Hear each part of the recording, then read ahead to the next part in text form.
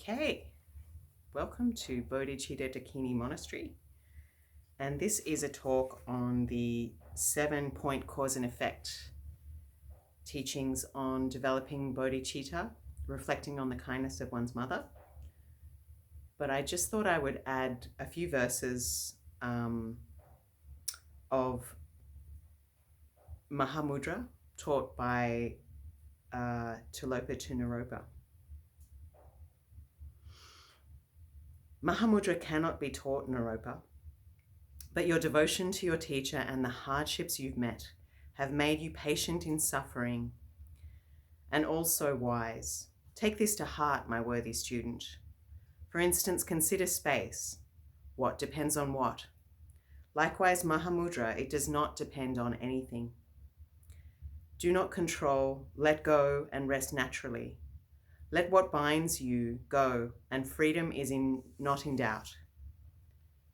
When you look into space, seeing stops. Likewise, when the mind looks at mind, the flow of thinking stops, and you come to the deepest awakening. Mists rise from the earth, and they vanish into space. They go nowhere, nor do they stay. Likewise, through thoughts arise whenever you see your mind, the clouds of thinking clear. So Mahamudra means great seal, and it is the kind of final stage teachings found in Tibetan Buddhism, mostly in the Sakya, Gelug, and Kagyu schools, and their equivalent is found in the Dzogchen teachings, which just have a slightly different flavor.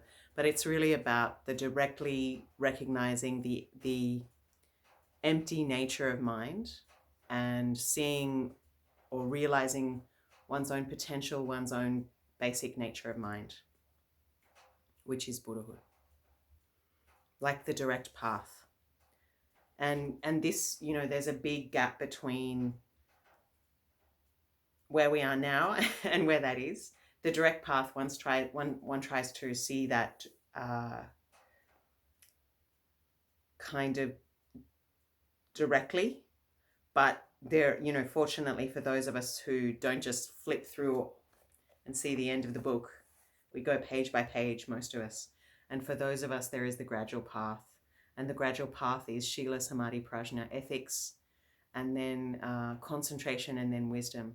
But essential to that is bodhicitta, the development of the mind of compassion, which is the root of the Mahayana path. The difference between an ordinary being and a bodhisattva. Okay, so just to continue a little bit with the Mahamudra. Space is beyond color or shape. It does not take on color, black or white. It does not change. Likewise, your mind, in essence, is beyond color or shape. It does not change because you do good or evil. So, your Buddha nature can be buried for eons, but it is still there, just like the diamond is always in the mountain, whether it is extracted and polished or whether it remains buried in the coal. The darkness of 1,000 eons cannot dim the brilliant radiance that is the sun. Likewise, eons of samsara cannot dim the sheer clarity that is the essence of your mind. Although you say space is empty, you cannot say that space is like this. Likewise, although mind is said to be sheer clarity, there is nothing there. You cannot say it is like this. Thus, the nature of mind is inherently like space. It includes everything you experience. So, Tilopa says, how to rest in the nature of mind. Stop all physical activity. Sit naturally at ease. Do not talk or speak. Let sound be empty, like an echo. Do not think about anything. Look at, experience beyond thought. Your body has no core, hollow like bamboo. Your mind goes beyond thought, open like space. Let go of control and rest right there. Mind without projection is Mahamudra. Train and develop this, and you will come to the deepest awakening. You do not see Mahamudra's sheer clarity by means of classical texts or philosophical systems, whether of the mantras, paramitas, Vinaya, sutras, or other collections. The sheer clouds, sheer clarity, and you do not see it. Thinking about precepts undermines the point of commitment. Do not think about anything. Let all ambition drop. Let what arises settle by itself, meaning whatever arises in the mind, like patterns in water. No place, no focus, no missing the point. Do not break this commitment. It is the light in the dark. So here we're not saying precepts don't matter, but we're talking about not allowing intellectualizing to obscure the fundamental point of the path, which is to uncover one's own basic goodness, which is our true inheritance, our true wealth as human beings, the point of life, if you like. When you're free from ambition and do not hold any position, you will see that you will see what the scriptures teach. You'll taste it directly for yourself. When you are open to this, you are free from samsara's prison. When you settle in this, all evil and distortion burn up. This is called the light of the teaching. So this goes on with many more verses, but that's just a nice little way to start. So, one might say, well, if we have this essential nature, why don't we just rest in that? It's a good question, actually. Why do we need all these other teachings? Because there's so many different kinds of sentient beings. They say there's 84,000 different Dharma doors for different kinds of sentient beings. And it takes merit, good karma. A lot of Westerners underestimate the need for good karma in terms of attaining realization. And they think that they can just get enlightened sitting at home, not being challenged by anything, not joining in community, not making any donations, they're not worried about the legacy or how we'll preserve the Dharma. They're just thinking in terms of my own guru, my own practice. But that is very short-sighted because it doesn't build a lasting legacy. Nothing great. Very few great things have been achieved just by one person alone. All of these great things require people working together. And the Dharma is no different. The Dharma is a living tradition of realization that needs to be practiced in community. People might go away for a retreat, which is, a wonderful thing, but they always return to pay back the kindness of their master and invest in the living legacy of preserving the Dharma. If previous masters had not handed down and practiced and kept alive and crossed deserts and mountains to preserve these teachings, we wouldn't have them now. So to practice Dharma is to enter the stream of a 2,600-year-old tradition of awakening, a career of awakening. And that is why we need the fourfold Sangha, monks, nuns, laymen, laywomen, and non-binary people these days.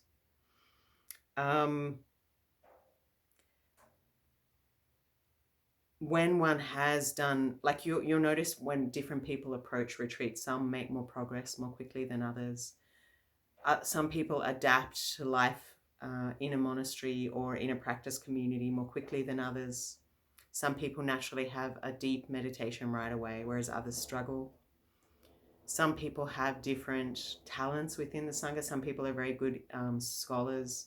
Some people are very good at, for example, art or making statues or building or administration. And all of those jobs are totally valid because centers need all of those aspects, raising money, teaching, whatever. Some people are just really good yogis, and we need all of those things. But the gradual path is what most people need, and that starts with ethics. One can say, if one has Buddha nature, if the truth is beyond duality, why engage in thoughts of what is virtuous and what is non-virtuous? Like the text just said, the nature of mind is beyond good or bad. however many eons we've been in samsara, the mind is not sullied. But the point is, we haven't realized that mind. When you've realized that mind, when there is no difference between milk and pea, and one can approach both with a mind of equanimity, one has truly gone beyond duality, then you can talk about conduct that is beyond good or bad. Until then, basic nonviolence is a fundamental prerequisite to Dharma practice. And that's why when asked by why the Dharma of the previous Buddhas disappeared, the Buddha said the teachings that didn't last very long in the time of some previous Buddhas was because they didn't have the Vinaya, the code of ethics.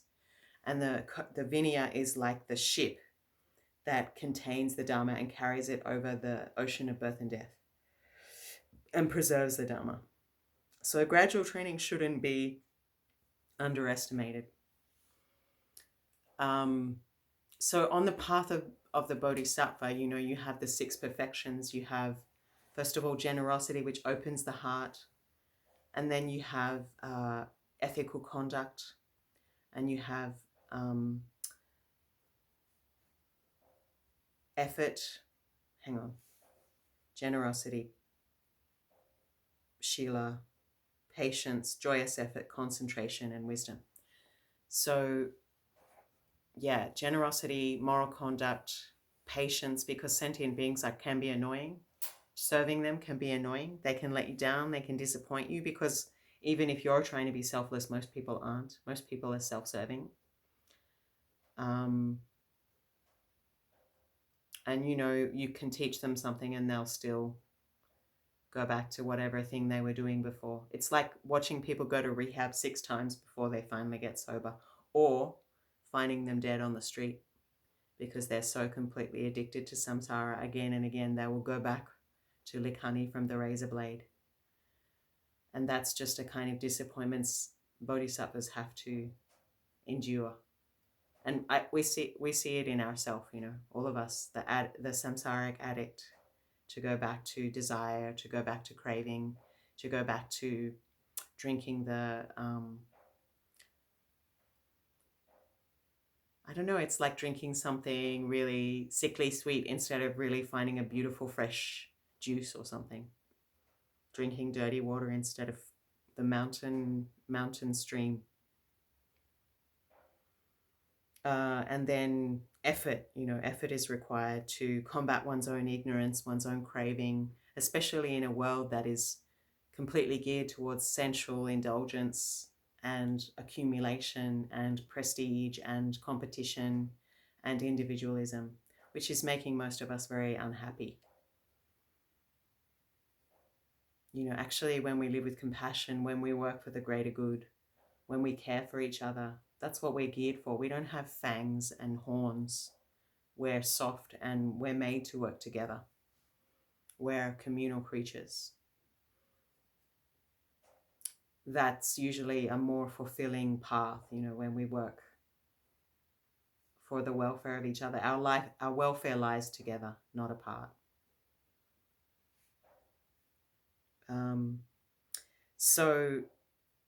And then, concentration and wisdom. So the gradual training is like ethics, and then developing the 9 stages of concentration, or, in the oral tradition, it could be like, first of all, your mind is like a mountain, is like a whitewater rapids, full of tumultuous thoughts and feelings, and can't stay focused on the object of meditation for even a short time.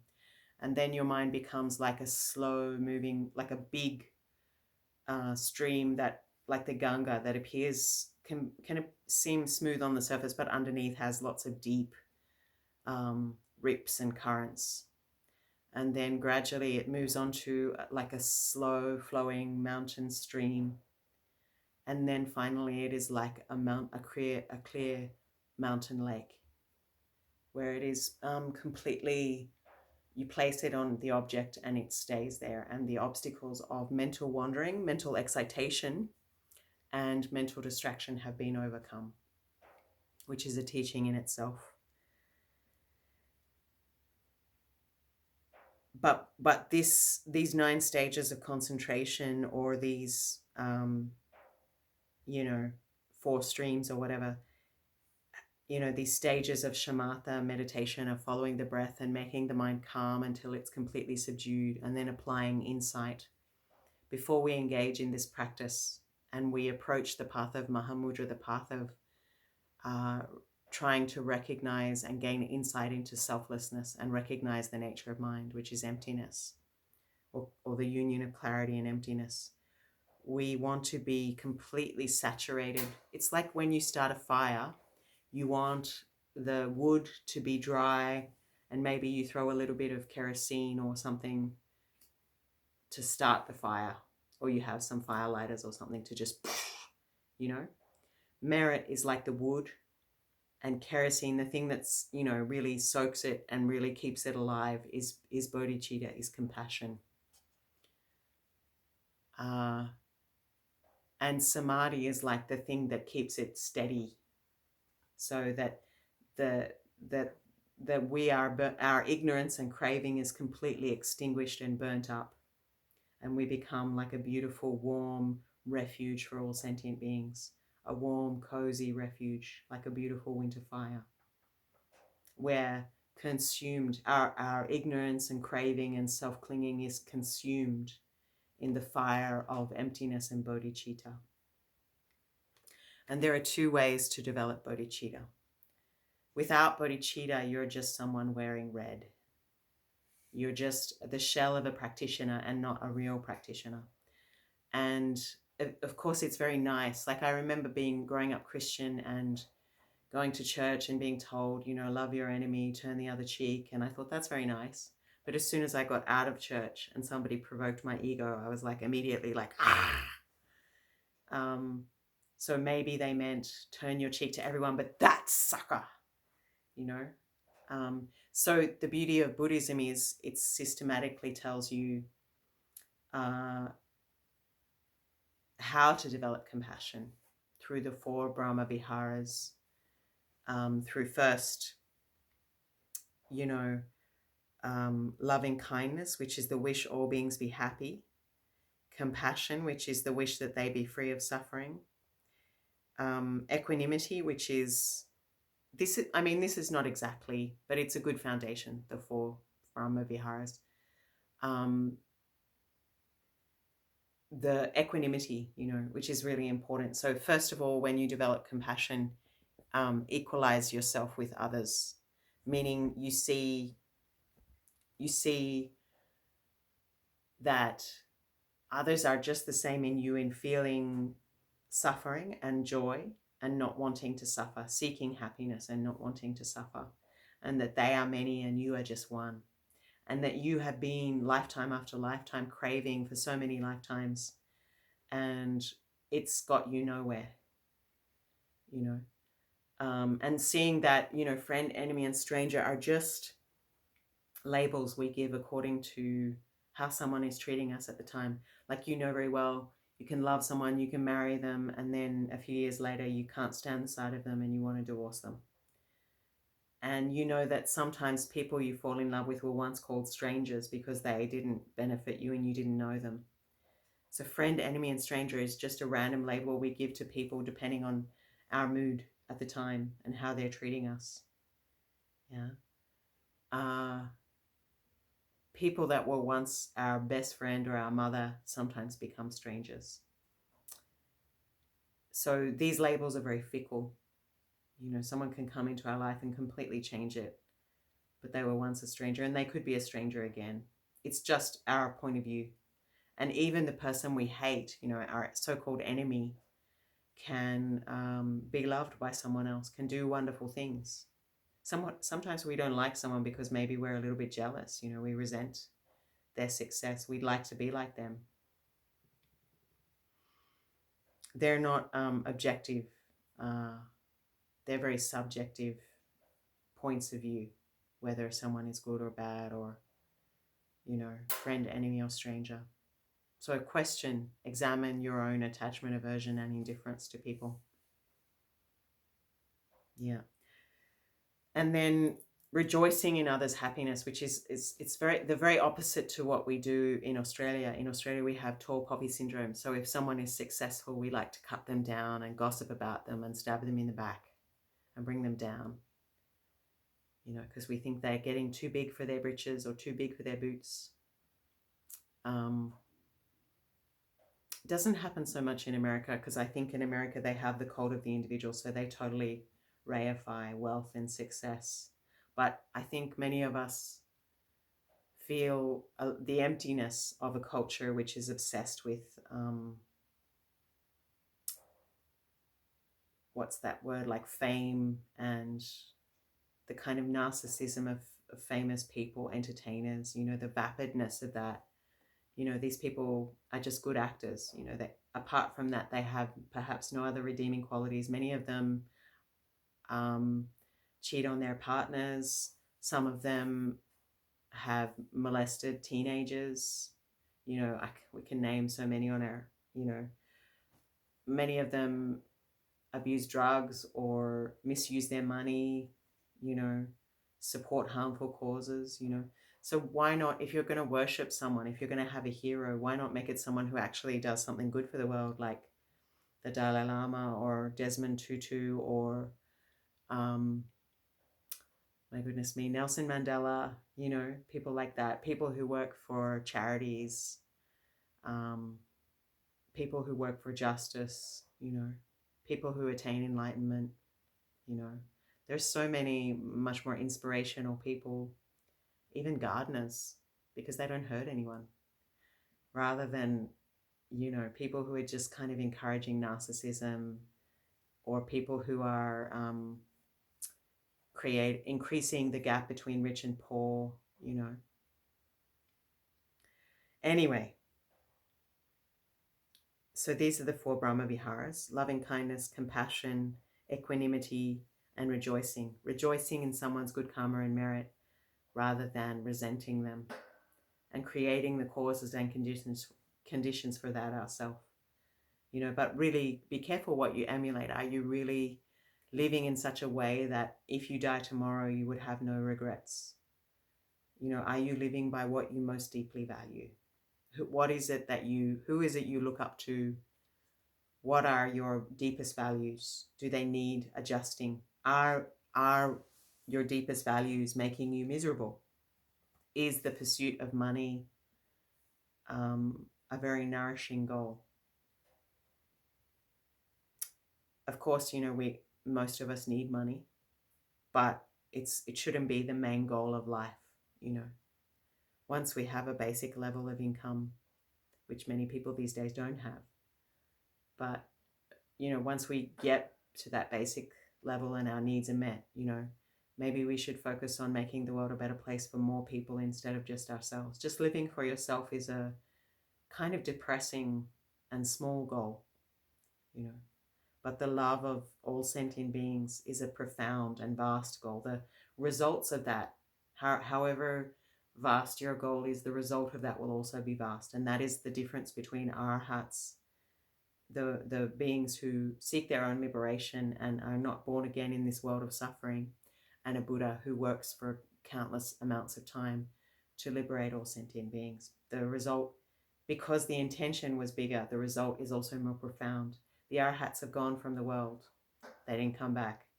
But the teachings of the Buddha, because he worked for 3 countless eons to liberate sentient beings, his teachings are still here. And when it comes to developing the mind of compassion, there are 2 methods. One is exchanging self for others, where the basic premise is, and this is good for people who have a bit of a bad relationship with their parents or their mother, or a complicated relationship, you know, where you just think all sentient beings are vast and I am just one. I've been cherishing myself so many eons and I've achieved nothing. I've just created more bad karma. I've just dug myself deeper into the prison. Versus look at the bodhisattvas, those who work for the benefit of sentient beings. Is there any comparison between selfish beings and beings driven by bodhicitta? So those beings are all beings who shall be the cause of my own liberation are many, and I am just one. So it makes sense, and why is it that their suffering or, their happiness is considered less than my own when they are many and I am just one? Surely the hand must help the foot. We're part of the same ground of being. Everything I have comes from others. This body, the fact that you can fall in love or have a child or take a trip and see beautiful things is because somebody gave you a human body. The fact that you can write is because someone taught you to write. The fact that you have food to eat is because a farmer is growing your food. The fact that you have warm clothes in winter is because some woman in Bangladesh or India or China is making them to keep you warm, to keep you alive. Somebody's driving the train or the plane that you take to that destination. So everything we have comes from others. And therefore, happiness isn't just about us, it's a communal matter. And therefore, working only for your own liberation doesn't really make sense because others are our second self. And this is the premise of exchanging self for others. So therefore, we would normally completely, just from the time we wake up in the morning, we're like, me, me, me, me, me. I like this. Oh, I look good today. Oh, I have a zit. Oh, I need coffee. Oh, I feel hot. Oh, I feel cold. Our thought is always for ourselves. I'm doing meditation for my peace so I feel good. We don't wake up in the morning and think kind of, how can I make the world a better place? How can I relieve the suffering of others? And you shouldn't abandon yourself, of course, until you're enlightened, you're probably going to have a certain amount of self. So you love yourself in a healthy way and care for yourself and do work on yourself and keep your body healthy. We're not talking about eradicating that. What we're talking about is eradicating the deluded narcissistic ego, purifying the deluded part of you, the misapprehended nature of what you are. And we do that by contemplating how, the self arises due to causes and conditions, and how we're part of a greater whole, and that others are more important in a way. Will it not be enough when we become a Buddha because of the kindness of others in existing and becoming the cause of our bodhicitta, basically? So instead of just obsessing about ourselves all the time, we gradually replace this self-obsession, me, me, me, me, me, with me and all sentient beings, or all sentient beings and me. So how can we benefit each other? How can I bring peace? How can I relieve the suffering of someone, even if it's just a small thing, making someone else a cup of tea? How can I serve the Sangha today? Smiling at someone, listening to someone's problems, and there's, once you have bodhicitta, once you have developed this mind of equanimity, that one sees the benefit of others is just as important as one's own benefit, or that one's own benefit is in the same direction. Because if there's no planet to live on, where are we going to live? If other sentient beings are in poverty, resorting to crime,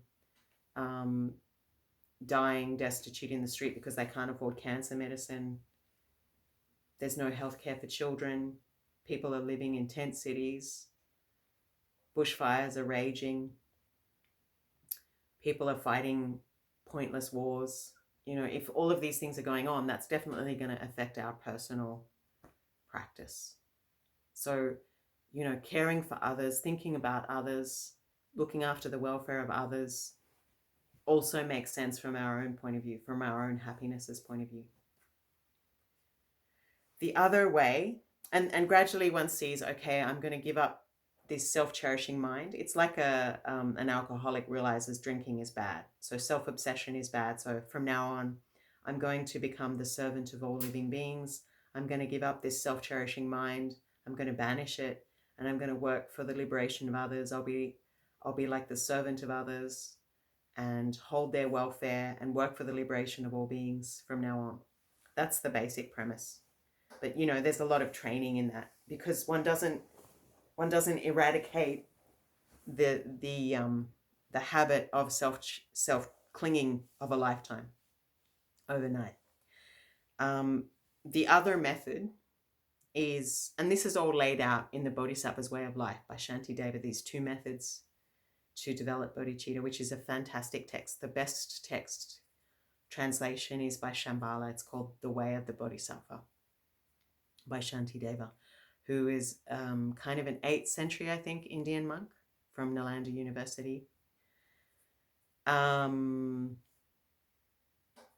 The second way is the 7-point cause and effect meditation, reflecting on the kindness of one's mother. So it doesn't necessarily have to be one's mother. It could be a mother-like person. So it could be our grandmother or our father or an auntie or someone who is like a mother should be. So,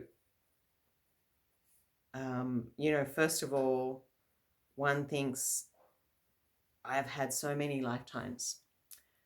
And in those lifetimes, like even a dog will stand in front of its puppy to protect it. Even a little sparrow will try to fight an eagle to save its baby. So if they do, what do we do? What lengths will parents go to save their children? So all beings have been our mother in so many lifetimes. The Buddha said, the milk we have drunk from this one mother would fill the oceans of the world. Just this one mother, how many lives she's been our mother. And the tears that this one mother has cried in our name would also fill the oceans of the world. The bones, the bodies that they've sacrificed, the bones of those for us, the bones would be bigger than all the earth, all the grains of earth on the planet. And if you think in a more kind of practical way in this life, this is the second point. Think about in detail the kindness of your benefactor or mother-like figure. So, for example, they say being born is the same pain as having 50 bones broken at once. You're basically pushing something really big out of a very small hole. And sometimes they're in so much pain they don't even feel their skin ripping. Sometimes they're in this for 2 days and they can die. They can bleed to death. Especially in the old days, so many women died trying to bring children into the world. And it completely takes over their life, Not only do they get the pain of this misery, then they have this screaming little helpless person. And there was a time when you were as helpless as a worm, and without the care of someone like a mother, you wouldn't be here. And, that's like years and years they didn't get proper sleep, and you were just screaming and pooping and pretty ungrateful, dribbling, it's kind of and really kind of stole their life, really. And then you become a toddler and it's even worse because they've got to chase you everywhere and make sure you don't stick your finger in a PowerPoint or walk off a cliff. The fact that, little children aren't very smart or practical. They see a fire and they're like, ooh, let me touch it. They're just no common sense. And these parents have to totally sacrifice their life every minute of every day for years and years. And as you get older, it doesn't really get easier because it costs a lot of money to send you to school, to take you to after-school activities. How many lunches did they pack? How much cleaning did they do? How many loads of laundry? How many kilometers did they drive you here and there? How much did they spend on groceries? How many hours of sleep did they sacrifice? How many nights did they lay awake worrying about you, where you were? How guilty did they feel when you did something that embarrassed them, that embarrassed the family? How many nights did they secretly weep that they didn't know where you were, or that you'd had some argument, you were ungrateful, after they'd given all of their life doing the best they can with whatever trauma they have, whatever economic conditions they have, like they would gladly give their life for you. And to have that kind of love. Like, how many people would you give your life for? Like, if somebody put in a newspaper, the job of a mother must go through pain of 50 bones breaking, must give up 20 years of one's life, must not sleep for 5 years, must sacrifice hot young body, must sacrifice marital bliss to take care of pooping, screaming, demanding baby, must deal with emotional, hormonal teenager who is disrespectful and ungrateful, must deal with self-righteous young person who does not agree with mature person's point of view, must experience resentment and criticism from ungrateful adolescent, must watch as young person throws away everything you taught them in favor of something completely different. Who would take this job? Must drive everywhere for no money. Must give and give and give until one dies, until one is exhausted. How many times, like every line on our mother's face, every backache, how many lines are there just because she never gave herself a moment's rest, because she was just always giving her mental space, her blood, her energy, her devotion to you. Are you okay? Are you safe? Do you have enough? Always thinking that way, And I know my mother, like, she saves and denies herself things because she's worried about the kids and whether the kids will have enough to survive, every moment, every waking moment of her life, until her hair gets grey, until she's hardly able to walk anymore. She's still thinking, my kids, even though her kids are like middle-aged and have their own kids. You'll always be her baby, And if they could set themselves on fire to make your life better, they would. That kind of love, that you're ready to sacrifice yourself for someone else. You're ready to give your very essence, your very life. It's astounding. It's astounding because, given the opportunity, would we do it, for someone? And people say, oh, well, it's hormones, it's biological. Not all parents love their children. Not all parents succeed in raising children because of trauma or because of poverty or because of society discriminating against single parents. So the people that take on children that aren't biologically theirs is also pretty admirable.